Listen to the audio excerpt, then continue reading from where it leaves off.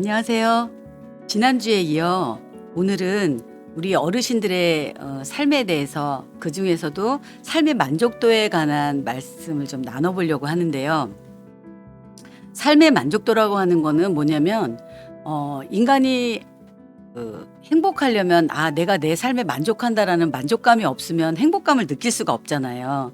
아무리 돈이 많다고 해도 그 많다는 거는 굉장히 주관적인 거기 때문에 또 내가 남들에 비해서는 건강하지만 그래도 나는 왜 이렇게 뭐 아픈 데가 많아 이렇게 불평을 하기 시작하면은 그분은 건강하지 않은 게 되죠. 근데 내가 좀 관절염도 있고 뭐도 있고 좀 아프지만 내가 그래도 그 시설에 가지 않고 병원에 가지 않고 내가 여기 이렇게 다니고 있는 것만 해도 어디야. 또 이렇게 생각하면 또 건강에 대한 만족도가 있을 수 있는 거죠. 그렇게 그 만족도라고 하는 거는 삶의 질과 굉장히 그 관계가 깊은데요. 우리 대한민국 어르신들의 삶의 만족에 대해서 지난주에 말씀드렸던 그 실태 조사 때 알아본 거예요. 보건복지부에서. 그랬더니 우리 어르신들의 몇 퍼센트가 그래도 내 삶은 참 만족하다라고 생각을 했을까요? 어떤 분은 지금 속으로 에이, 없을걸? 이러는 분도 있고 아니면 대부분 만족하지 요즘같이 좋은 세상에 이렇게 생각하실 수도 있겠죠. 그런데 실질적으로 조사를 해본 결과 노인의 49.6% 그러니까 거의 반 정도가 매우 만족하다 또는 만족하다라고 답을 하셨다고 해요. 그러면 어떤 점이 만족스럽냐 이걸 좀 자세하게 들어가 본 거예요. 사실 어르신들이 좀 어렵다고 느끼는 게 뭐 나는 어르신들 대부분 건강상의 어려움이 있다. 또는 나는 진짜 경제적으로 너무 어렵다. 아니면 나는 뭐 다 그런 건 괜찮지만 사회적으로 내가 너무 외롭다. 뭐 여러 가지 우리 자녀들 배우자가 어떻다 이런 게 있을 수가 있잖아요. 근데 그거를 조사해 봤더니 건강 상태에 대해서는 오히려 건강에 불만족스러울 것 같은데 어르신들이 한 50.5%가 내 건강에 만족한다라고 말씀을 하셨대요. 그 말은 뭐냐면은 지금 정도의 건강, 그러니까 그 의료 기술이 많이 발달하고 특히 대한민국처럼 이렇게 어르신들이 의료 서비스에 접근하기가 쉬운 나라가 흔치 않거든요. 전 세계적으로 제가 봐도. 그러니까 어르신들이 건강으로는 그래도 한 반 정도 이상 평균적으로 만족을 하시는 것 같은데 지금 조금 어려운 게 이제 그 경제적 상태. 경제 상태에서는 37.4%니까 평균 50%보다 적은 거죠. 근데 사실 이거는 맞는 얘기예요. 왜냐하면 저희가 OECD 국가 중에서 노인 빈곤율이 가장 높은 나라 중에 하나거든요. 그거는 뭐냐면 지난주에 말씀드렸던 것처럼 이런 급속한 고령화에 준비가 안 돼 있었던 거예요. 저희가. 준비가 안 돼 있어가지고 경제적으로 어려운 거죠. 그러니까 개인이 준비하지 않으면 나라에서 해주는 게 너무 작은 거예요. 그러다 보니까 경제적으로 좀 만족도가 좀 떨어지는 편이고요.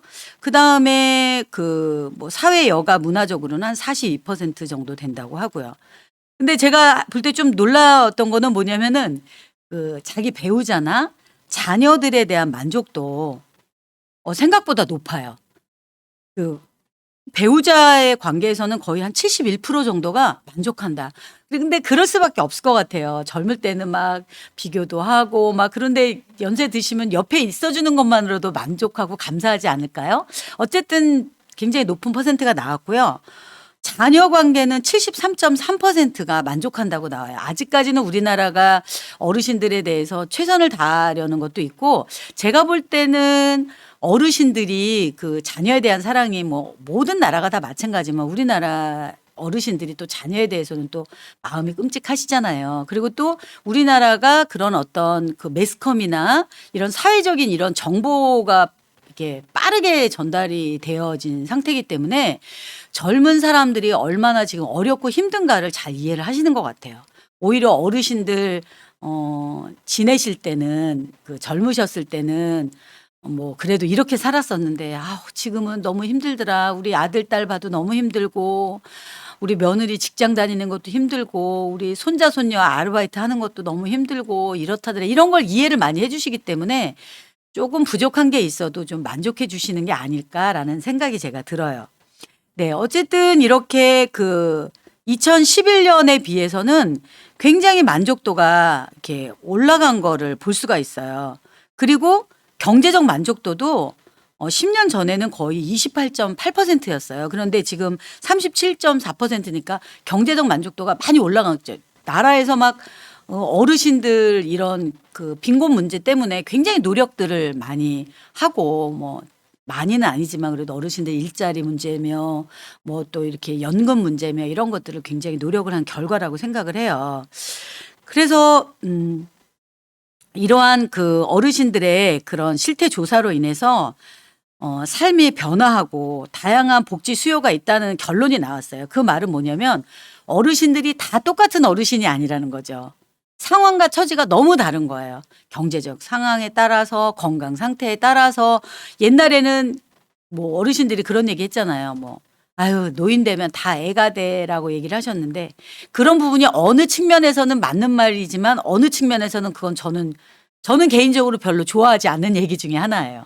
왜냐하면은 그런 의존성을 많이 얘기하는 것도 있고요. 어르신들의 어떤 인격이나 성격에 대해서 좀 부정적인 생각을 갖고 있는 거라고 생각을 해요. 왜냐하면 어르신들도 굉장히 다양한 욕구가 있게 마련인데 그걸 통틀어서 그냥 어르신들, 노인들은 이래라고 하는 것이 어떤 편견을 줄 수가 있고 어르신들의 개개인의 욕구에 맞추지 못하고 그냥 한꺼번에 이렇게 뭉뚱그려서 어르신들을 평가하는 것 같은 생각이 들어서 저는 개인적으로 별로 좋아하는 말은 아니에요.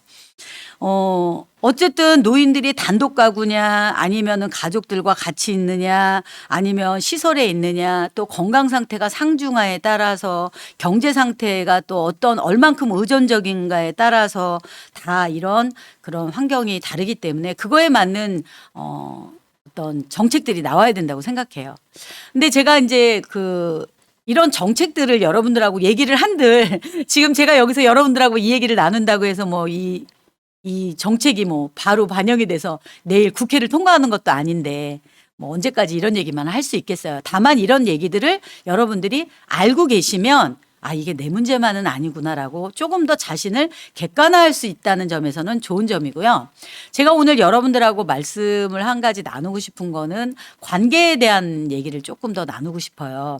사실 1988년도에 미시건 대학의 제임스 하우스라는 분이 연구를 했는데 이 사회적 관계가 부족해서 생기는 어떤 건강상의 어려움을 연구를 해봤더니 흡연이나 고혈압에 비견되는 건강상의 위험 요소로 밝혀졌다는 거예요.